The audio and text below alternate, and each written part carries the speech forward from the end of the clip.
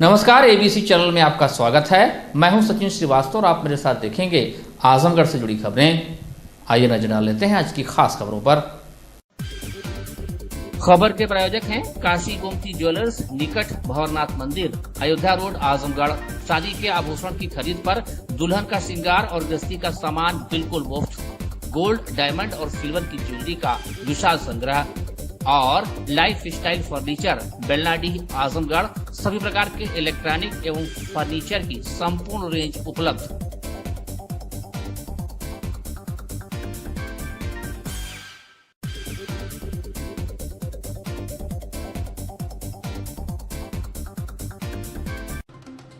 तो ये खबर आजमगढ़ से, जहां सोशल मीडिया प्लेटफॉर्म पर अंकित उर्फ अनाकेत नामक व्यक्ति द्वारा अपनी इंस्टाग्राम आईडी से एआई तकनीक का दुरुपयोग करते हुए प्रधानमंत्री नरेंद्र मोदी का आपत्तिजनक वीडियो तैयार कर वायरल किया गया है।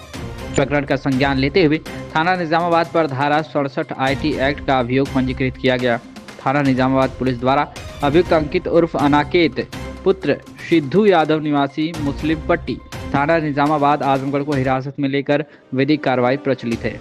पुलिस की कड़ी चेतावनी है कि social media platform Facebook, Instagram, WhatsApp, x आदि पर आपत्तिजनक, भड़काऊ, सांप्रदायिक तनाव फैलाने वाली फर्जी या एडिटेड सामग्री साझा करने वालों के विरुद्ध सख्त कानूनी कार्रवाई की जाएगी। किसी भी प्रकार की गलत, उत्तेजक, घृणास्पद पोस्ट, वीडियो या एआई कंटेंट बनाना व प्रसारित करना दंडनीय अपराध है। आईटी एक्ट व बीएनएस की संबंधित धाराओं के तहत मुकदमा दर्ज कर गिरफ्तारी की जाएगी।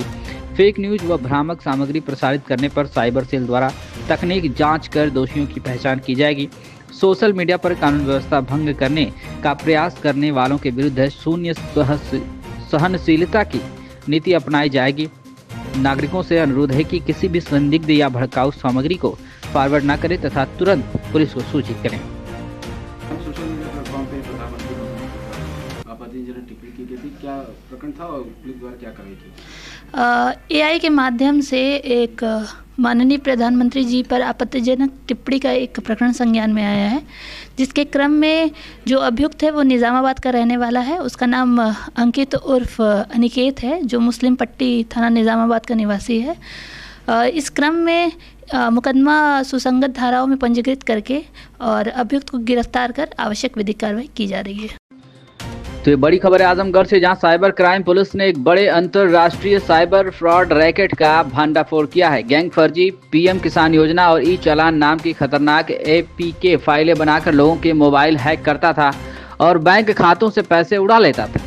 इस गैंग ने अब तक करीब 110 करोड़ रुपए की ठगी की है। पुलिस ने 15 आरोपियों को लखनऊ से गिरफ्तार किया है। गैंग ने इंस्टाग्राम पर अकाउंट वाला 9334 नाम की एक फेक आईडी बनाई थी। यहाँ लोगों को लालच दिया जाता था कि अपना बैंक खाता, एटीएम कार्ड और सिम कार्ड दे दो, मोटा कमीशन मिलेगा।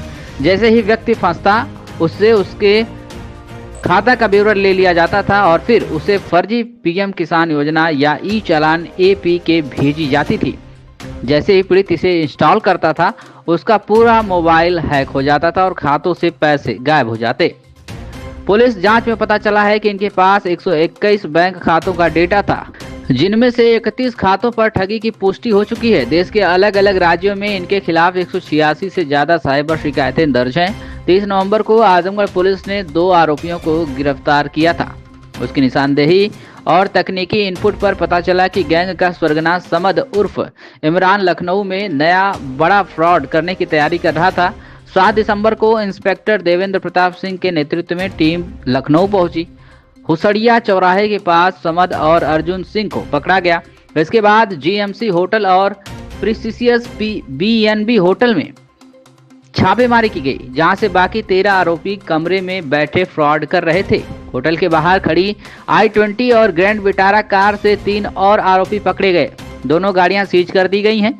अभियुक्तों के पास से 23 mobile phone, 15 SIM card, 14 ATM card, दर्जनों फर्जी एपीके फाइल और फ्रॉड ट्रांजैक्शन का डेटा सहित 2 लग्जरी कारें बरामद की गई हैं। सभी 15 आरोपी अपना जुर्म कबूल कर चुके हैं। ये लोग दूसरे राज्यों में जाकर मुंह काला करके एटीएम से पैसे निकालते थे ताकि उनकी पहचान न हो सके। क्या कुछ कहना है इस पूरे प्रकरण को लेकर विवेक त्रिपाठी, एसपी ट्रैफिक का, सुनिए। तरफ से एक बड़ा खुलासा किया गया है, कई साइबर फ्रॉड के तरीके के लोग गिरफ्तार किए गए हैं। सर, क्या पूरा मामला है ये? इससे पहले एक प्रेस कॉन्फ्रेंस में बताया गया था कि 2 अभियुक्त पकड़े गए थे जिन्होंने पीएम किसान योजना के नाम पे एपीके फाइल बना करके लिंक भेजा था और एक व्यक्ति का 7,77,000 रुपये उसके खाते से निकाल लिया गया था। वरिष्ठ पुलिस अधीक्षक आजमगढ़ महोदय के आदेशानुसार इसकी आगे विवेचना की गई तो उसमें एक राष्ट्रीय स्तर का गैंग प्रकाश में आया जिसने लगभग 110 करोड़ रुपए की फ्रॉड करी है और इसके द्वारा बिहार का एक आदमी है, इनमें छत्तीसगढ़ का एक आदमी है, झारखंड का एक आदमी है जो गिरिडीह का रहने वाला है जो पहले वाले केस में वांछित था, दिल्ली का एक आदमी है और यूपी के 11 आदमी थे। इनको लखनऊ में 2 होटलों से गिरफ्तार किया गया था। इनके द्वारा 121 बैंक खातों के माध्यम से लगभग 110 करोड़ रुपए का फ्रॉड किया गया। इनके पास से 2 गाड़ियाँ, 2 4 पहिया गाड़ियाँ, 23 mobile phone, 14 ATM card, SIM और इनके खातों में करोड़ों रुपए फ्रीज कराए गए हैं। ये लोग पूरा एक संगठित गिरोह बनाकर काम करते थे और कुछ व्यक्ति एपीके फाइल बनाते थे। वो ऐसी फाइल होती है जिसमें वायरस होता है जो फ़ोन में डाउनलोड होने पर फ़ोन का कंट्रोल दूसरे व्यक्ति के हाथ में चला जाता है। तो एपीके फाइल बनाने वाला एक अलग आदमी था, उसको फिर दूसरे आदमी को भेजा जाता था, फिर वो अन्य लोगों को फ़ोन करके उनको भेज करके और उनके लिंक पे क्लिक करा करके फिर उनके साथ फ्रॉड करते थे। इसमें विशेष बात यह है कि कॉरपोरेट अकाउंट का प्रयोग किया गया है जिसमें भारी मात्रा में धनराशि को ट्रांसफ़र किया जा सकता है। जो करंट अकाउंट होते हैं, कॉरपोरेट अकाउंट जो कंपनियों के नाम से होते हैं, तो 2 व्यक्ति ऐसे पकड़े गए हैं जो कंपनी बनाए थे और उनके द्वारा एक दिन में करोड़ों रुपए जमा कराए जाते थे और अन्य खातों में ट्रांसफ़र करा दिए जाते थे। इसकी विवेचना आगे चल रही है और आशा है कि इसमें 186 शिकायतों में से और शिकायतें निकल के आएंगी और इस गिरोह को गैंगस्टर में भी इसके खिलाफ कार्रवाई की जाएगी। वरिष्ठ पुलिस अधीक्षक महोदय द्वारा इस कार्य की साइबर थाना आजमगढ़ के प्रभारी निरीक्षक और उनकी टीम की प्रशंसा की गई है और पुरस्कृत करने हेतु आदेश किया गया है।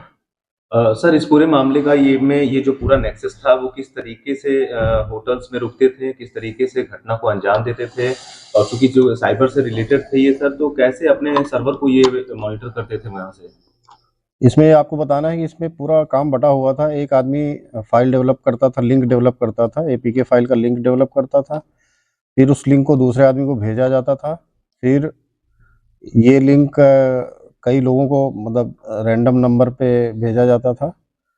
उसके बाद खाते जिसमें पैसे ट्रांसफ़र होने हैं वो खाते लेने के लिए एक टीम अलग थी इनकी, जिसमें 4-5 लोग थे जो देश के भिन्न जगहों से खाते निकलवा के किराए पे ले आते थे। उनका कमीशन अलग होता था। तो खाता लाने वाला, अब जैसे कॉरपोरेट खाता था तो उनको विशेष तौर पे इसीलिए बुलाया गया था। उन्होंने गोरखपुर में जाके फ्रॉड किया, बनारस में जाके फ्रॉड किया और लखनऊ में अभी कर रहे थे तो ये पकड़े गए वहाँ से। ठीक है सर। पहले सर आज पदाधिकारियों की बैठक हुई है, इसके बारे में देखिए, आज राष्ट्रीय सुहेल देव सेना के लोगों को बुलाया गया था।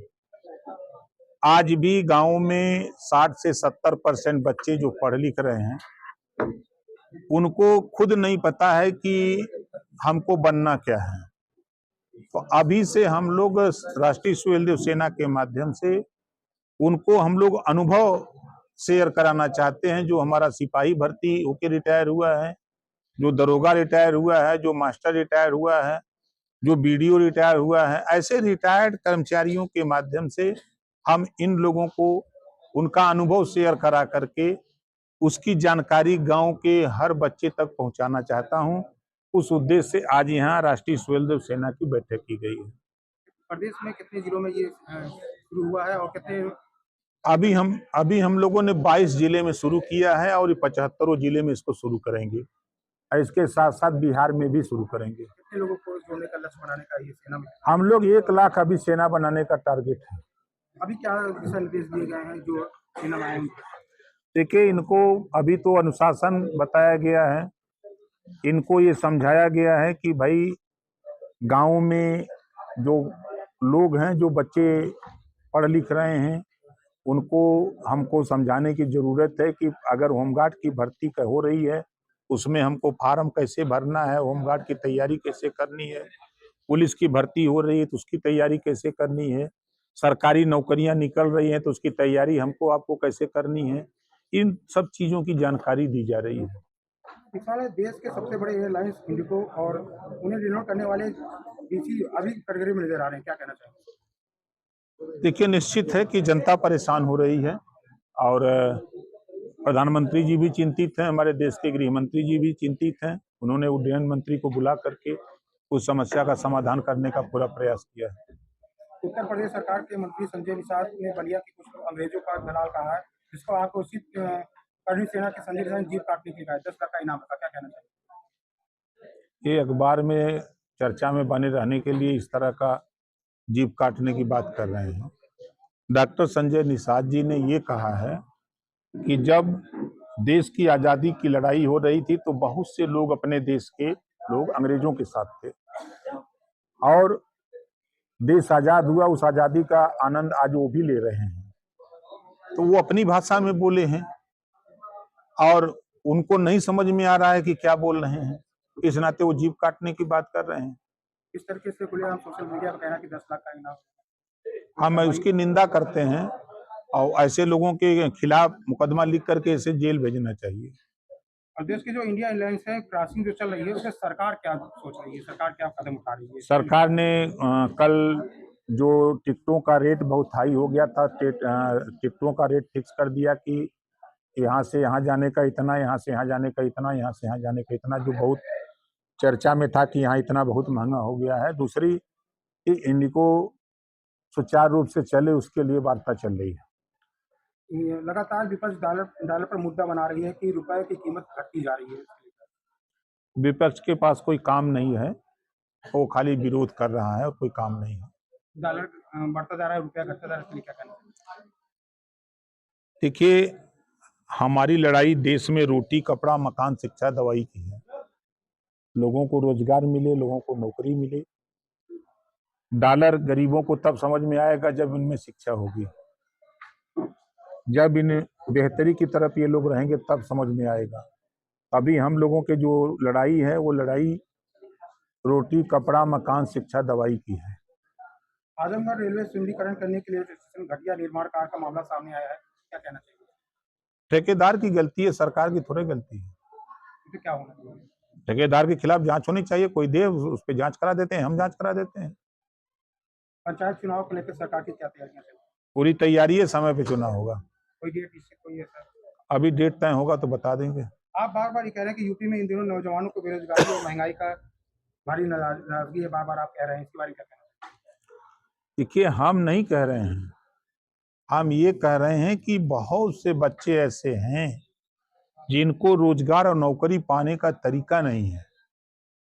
उनको हम जानकारी दे रहे हैं, उनको समझा रहे हैं कि आप अगर रोजगार करना चाहते हो तो कैसे रोजगार किया जाता है, उसका तरीका, नौकरी पाने के लिए क्या क्या करना होता है, किस क्षेत्र में मेहनत करना पड़ता है, किस तरह का, उन चीजों की जानकारी दी जा रही है। तो खबर आजमगढ़ से, जहां हरिश्चंद्र मिश्रा पब्लिक स्कूल आजमगढ़ में रविवार को वार्षिक प्रदर्शनी का भव्य आयोजन किया गया। स्नेक्स थीम पर आधारित प्रदर्शनी के अंतर्गत विद्यार्थियों ने आधुनिक युग के रोबोटिक्स, विज्ञान, गणित, सामाजिक विज्ञान, कंप्यूटर विज्ञान, पर्यावरण, कला एवं भाषा विषयों से संबंधित विभिन्न नवाचारपूर्ण मॉडल्स, प्रोजेक्ट और प्रयोगात्मक झांकियों की प्रदर्शनी के जरिए अपने उत्कृष्ट शिक्षा पद्धति को प्रदर्शित किया। प्रदर्शनी का मुख्य आकर्षण केंद्र एयरोडायनामिक्स एवं ह्यूमनाइड रोबोट रहा। रोबोट कंट्रोल द्वारा हवा में उड़ने वाले छोटे ड्रोन विमान द्वारा अतिथियों पर पुष्प वर्षा ने सभी का मन मोह लिया। कार्यक्रम के मुख्य अतिथि अटल कुमार राय, IAS सचिव, गृह विभाग उत्तर प्रदेश के साथ ही अन्य गणमान्य अतिथियों एवं सम्मानित अभिभावकों ने अपनी गरिमामयी उपस्थिति दर्ज की। मुख्य अतिथि के कर कमलों द्वारा मां सरस्वती की प्रतिमा के समक्ष दीप प्रज्वलित कर कार्यक्रम का शुभारंभ किया गया। कार्यक्रम का शुभारंभ करने के साथ ही छात्र छात्राओं द्वारा मेहनत और लगन से तैयार किए गए विभिन्न विषयों पर आधारित प्रोजेक्ट का अवलोकन किया गया। विद्यार्थियों के ज्ञान प्रस्तुति कौशल एवं रचनात्मक शिक्षा प्रणाली की सराहना की। आपको बता दें कि विद्यालय के प्रतिभाशाली विद्यार्थियों ने विभिन्न सांस्कृतिक कार्यक्रम प्रस्तुत किए, जिनमें भारत के विभिन्न प्रांत के पारंपरिक नृत्य, गीत संगीत और थीम आधारित प्रस्तुतियां शामिल रही। अतिथियों ने बच्चों द्वारा प्रस्तुत प्रोजेक्ट मॉडलों में तकनीक, नवाचार, वैज्ञानिक सोच और उनकी कला प्रस्तुति की प्रशंसा की। मुख्य अतिथि अटल राय ने विद्यार्थियों को संबोधित करते हुए कहा कि स्कूली प्रदर्शनी छात्रों की रचनात्मक और तकनीकी एवं वैज्ञानिक प्रयोग उनके उज्जवल भविष्य के लिए उत्कृष्ट मंच है। साथ ही उन्होंने इस भव्य आयोजन के लिए विद्यालय के समस्त शिक्षकों एवं कर्मचारियों की सराहना करते हुए उन्हें बधाई देते हुए कहा कि ऐसे आयोजन विद्यार्थियों में वैज्ञानिक दृष्टिकोण, आत्मविश्वास और रचनात्मक का विकास करते हैं। वहीं कार्यक्रम के सफलतापूर्वक संपन्न होने पर HMPS परिवार का प्रतिनिधित्व करते हुए प्रधानाचार्य ज्योति रिछारिया ने छात्रों के उत्साहवर्धन के लिए बड़ी संख्या में आए हुए अतिथियों का आभार व्यक्त किया। साथ ही सभी विद्यार्थियों, अभिभावकों और शिक्षकों, कर्मचारियों द्वारा दिए गए सहयोग के लिए धन्यवाद ज्ञापित किया। क्या कुछ कहना है ज्योति रिछारिया प्रधानाचार्य का? हम लोग आज एनुअल फंक्शन कम एग्जीबिशन मना रहे हैं। The theme of that is CENEX, where we have focused on the working models with the help of AI and robotics, जिसमें बच्चों ने ज्यादातर काम स्कूल में ही किया है। घर से कोई प्रिपरेशन नहीं थी, सारा कुछ मॉडल प्रिपरेशन, AI के मॉडल, सारा कुछ हमने बच्चों से यही स्कूल में बनवाया है।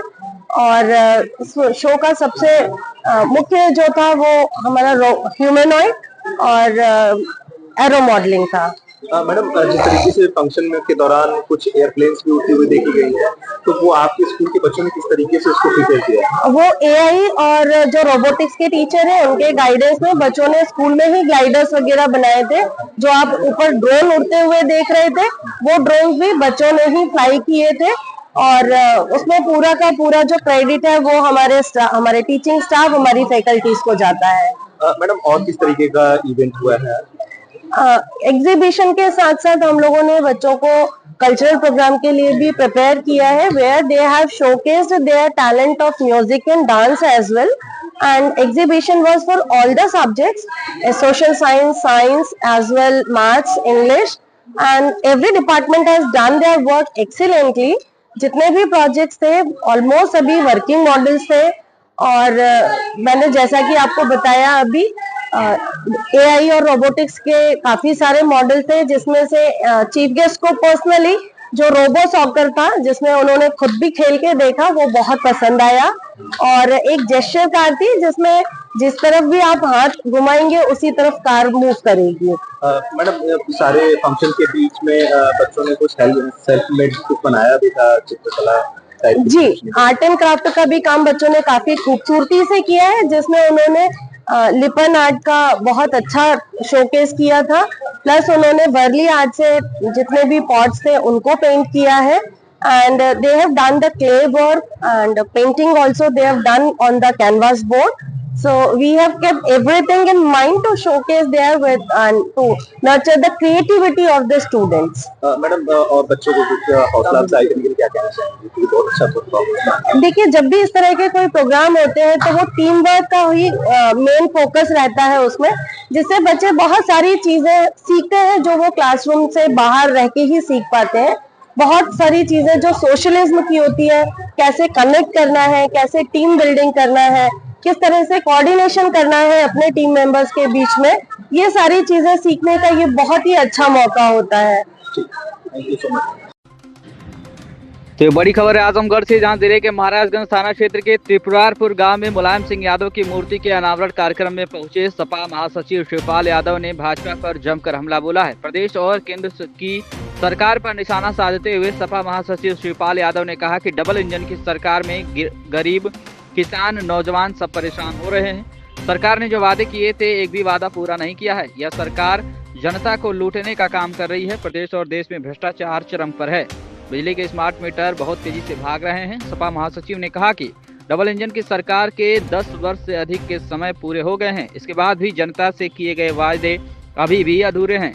आपको बता दें कि सपा महासचिव शिवपाल यादव ने कहा कि SIR की आड़ में बड़ी संख्या में वोट काटे गए हैं। इसके बाद भी आने वाले 2027 के विधानसभा चुनाव में समाजवादी पार्टी प्रदेश में सरकार बनाने जा रही है। वहीं प्रदेश के बहुत चर्चित कप सिरप कांड पर सपा महासचिव शिवपाल यादव ने निष्पक्ष जांच कर कड़ी कार्रवाई किए जाने की मांग की है। अनावरण समारोह में सांसद धर्मेंद्र यादव, विधायक नफीस अहमद, विधायक पूजा सरोज, विधायक अखिलेश यादव, विधायक संग्राम यादव, विधायक HN पटेल, विधायक आलम बदी, जिला अध्यक्ष हवलदार यादव, महिला प्रकोष्ठ की जिला अध्यक्ष बबीता चौहान सहित बड़ी संख्या में कार्यकर्ता व स्थानीय नागरिक उपस्थित रहे। क्या कुछ कहना है शिवपाल यादव सपा महासचिव का, सुनिए। राजा जी, आज आप आए हैं गोपालपुर विधानसभा क्षेत्र में, नेताजी की मूर्ति का अनावरण किया है आपने, क्या कहना चाहेंगे? देखिए, ये डबल इंजन की सरकार करीब इसको हो गए हैं 10 साल से ऊपर। तो इस सरकार में, डबल इंजन की सरकार में देखिए गरीब आदमी परेशान है, किसान परेशान है, नौजवान बेरोजगारी का शिकार है और इन्होंने जो वादे किए थे वो सभी वादे अधूरे हैं और पूरी तरह से इन्होंने जनता को लुटवाने का काम किया है। विकास का काम कोई हो नहीं रहा है और इस सरकार में भ्रष्टाचार चरम सीमा पर है। अधिकारी लोग सुन नहीं रहे जनता की बात को, तो जनता बहुत परेशान है। बिजली का वादा किया था 24 घंटे, शायद गांव में 8 घंटे 10 घंटे से ज़्यादा बिजली नहीं आती और इनके स्मार्ट मीटर इतनी तेज़ी से भाग रहे हैं, इतनी महंगी बिजली जनता को परेशान कर रही है, बिजली मिल रही नहीं और इतने महंगे बिजली से जनता परेशान है। सर, जो SIR की प्रक्रिया अपनाई जा रही है उसको देखते हुए 2027 की क्या संभावनाएं समाजवादी पार्टी की? देखिए, वैसे तो ये तो आपको सबको पता ही है कि वोट तो बहुत कट ही रहे हैं जी, लेकिन इसके बावजूद भी समाजवादी पार्टी अपने कार्यकर्ताओं के बल पर 2027 का जो चुनाव है जीतेगी और अखिलेश यादव को मुख्यमंत्री बनाएगी यहाँ की जनता।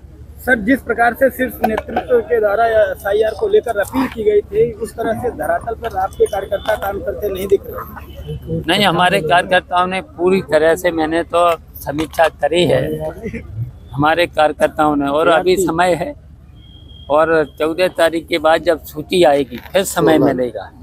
16 तारीख को जब सूची आएगी तो हमें समय पूरा मिलेगा, उसमें हमारे कार्यकर्ता लग करके जितने भी वहाँ पर बाकी रह जाएंगे उनका वोट बढ़ाने का काम कर लेंगे। कब सिर्फ कांड पर समाजवादी पार्टी सरकार को लगातार घेर रही है और क्या कहना है आपका?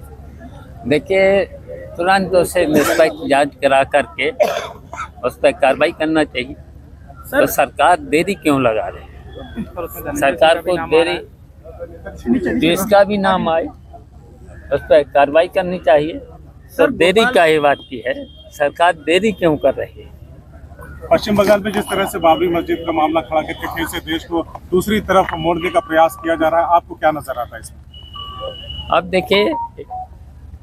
देखिए हम इस मौके पर इसका तो जवाब नहीं देंगे, इसका अभी जवाब नहीं देंगे। अब इस पर हमारे राष्ट्रीय अध्यक्ष ही इस पर बात करें। ठीक है सर, गोपालपुर विधानसभा में तो खबर आजमगढ़ से, जहां रंगमंच के 90 साल पूरे होने पर सूत्रधार संस्थान ने एक नया अभियान घर के आंगन में रंगमंच शुरू किया है। इस अभियान के तहत बीजेपी जिला उपाध्यक्ष ब्रजेश यादव के आजमगढ़ शहर के मड़िया मोहल्ले में स्थित आवास सुमति भवन में सुषमा मुनिंद्र की 2 कहानियों, कभी खुद पर कभी हालात पर रोना आया और त्रिशंकु का मंचन किया गया।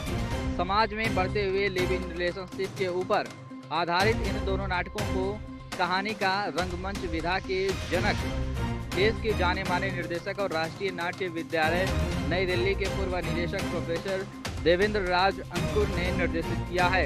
इन दोनों नाटकों में लिव इन रिलेशनशिप के बढ़ते चलन और उनमें पैदा होने वाले कठिनाइयों का वर्णन किया गया है। इन दोनों नाटकों के अभिनेता ममता पंडित और अभिषेक पंडित ने अपने स्वधेय अभिनय से दर्शकों को भाव विभोर कर दिया। अभिषेक पंडित ने बताया कि 2005 में आजमगढ़ रंग महोत्सव आरंगम शुरू हुआ था। यह उसका 20वां वर्ष है। इसके उपलक्ष्य में 20 से 25 दिसंबर तक तरुण इन होटल के नवनिर्मित लॉन में सूत्रधार संस्थान कहानियों का रंगमंच आयोजित करेगा। यह आयोजन कहानी के रंगमंच विधा पर केंद्रित होगा, जिसमें प्रोफेसर देवेंद्र राज अंकुर के निर्देशन में कुल 4 कहानियों का मंचन किया जाएगा। इसका आयोजन हिंदी पट्टी की ख्याति लब्ध नाट्य संस्था सूत्रधार द्वारा किया जाएगा।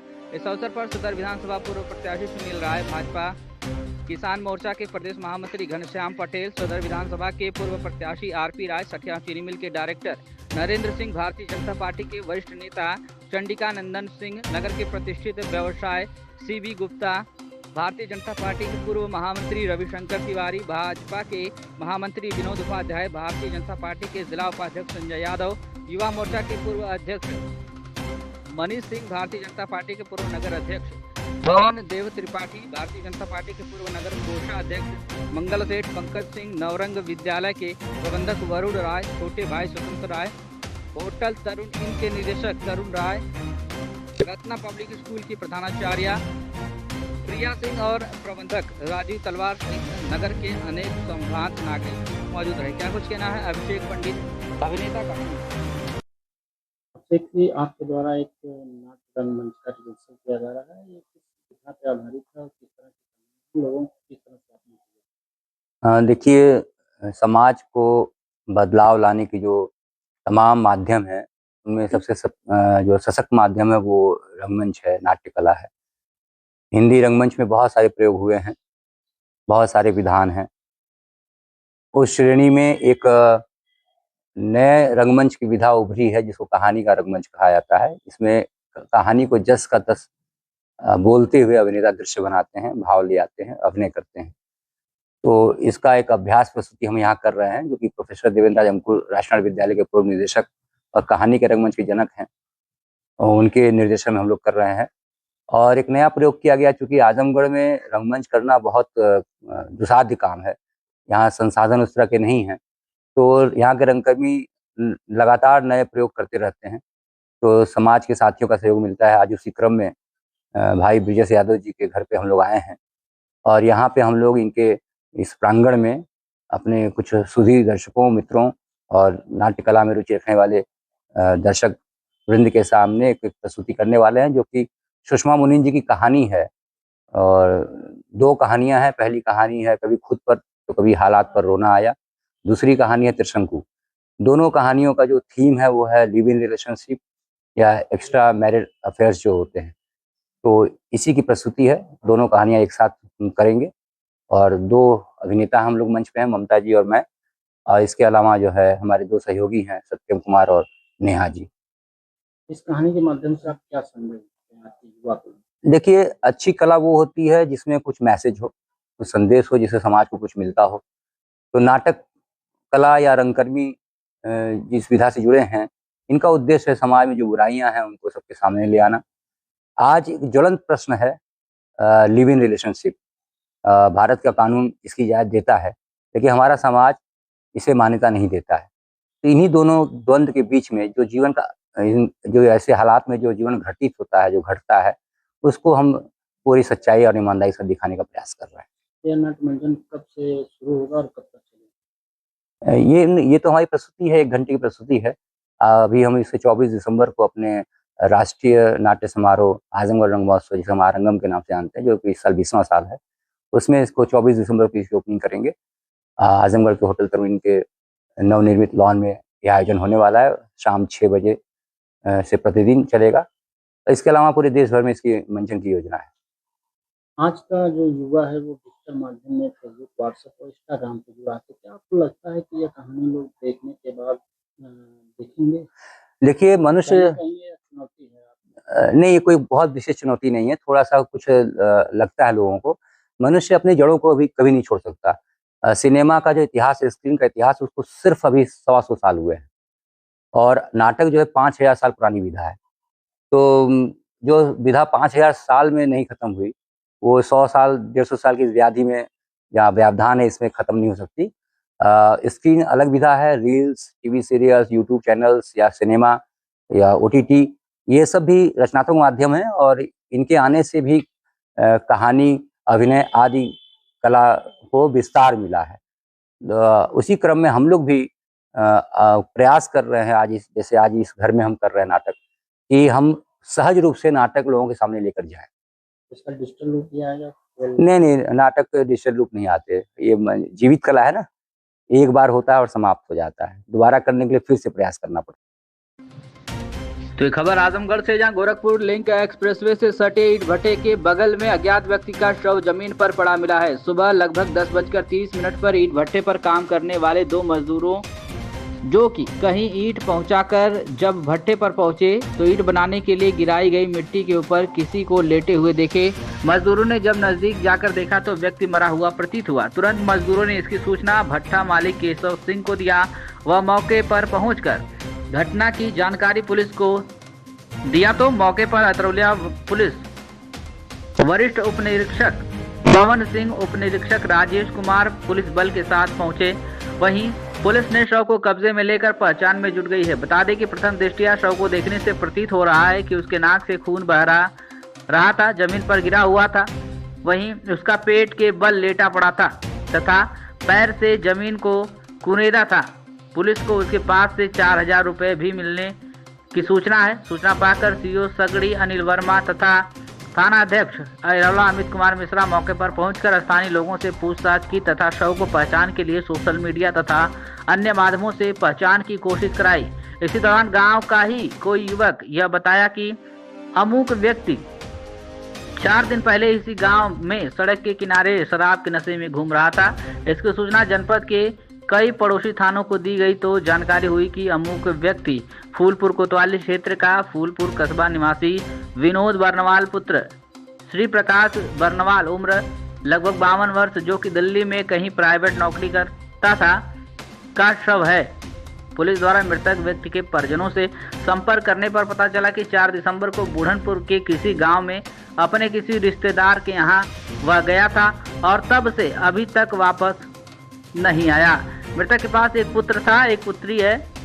पुलिस ने इस संदर्भ में ग्राम प्रधान व अन्य ग्रामीणों से इस्तफाकिया लेकर पोस्टमार्टम की कार्रवाई शुरू कराई। क्या कुछ कहना चिराग जैन, पुलिस अधीक्षक ग्रामीण का, सुनिए। देखिए, थाना अतरौलिया के गांव गौड़ थानी के पास ईंट के पट्टे के पास से डेड बॉडी प्राप्त हुई है। सूचना मिली है उसकी, जिस पर हमारी तत्काल थाना अतरौलिया की पुलिस मौके पर पहुंची है। मौके पर व्यक्ति को जो पहचान की गई तो पहचान उसकी हो नहीं सकी है। आसपास के लोगों से पूछताछ की जा रही है। सोशल मीडिया के माध्यम से भी इसकी पहचान करने का प्रयास किया जा रहा है। इसकी शरीर पर कोई वर्तमान में ज़ाहिरा चोट प्रदर्शित नहीं हो रही है। इसकी बॉडी को पोस्टमार्टम के लिए भिजवा दिया गया है। आगे की सभी विधिक कार्रवाइयाँ की जा रही हैं। Kashi Gomti jewellers, A wing of Kashi Gomti group, निकट भंवरनाथ मंदिर, अयोध्या रोड, आजमगढ़, शादी के आभूषण की खरीद पर दुल्हन का श्रृंगार और गृहस्थी का सामान बिल्कुल मुफ्त।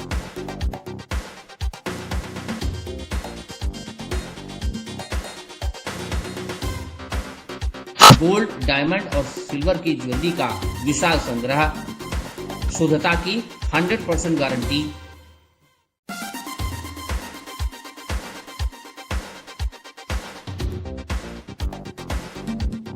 अपने खूबसूरत लम्हों को बनाएं और यादगार। पहुंचे काशी गोमती ज्वेलर्स, निकट भंवरनाथ मंदिर, अयोध्या रोड, आजमगढ़।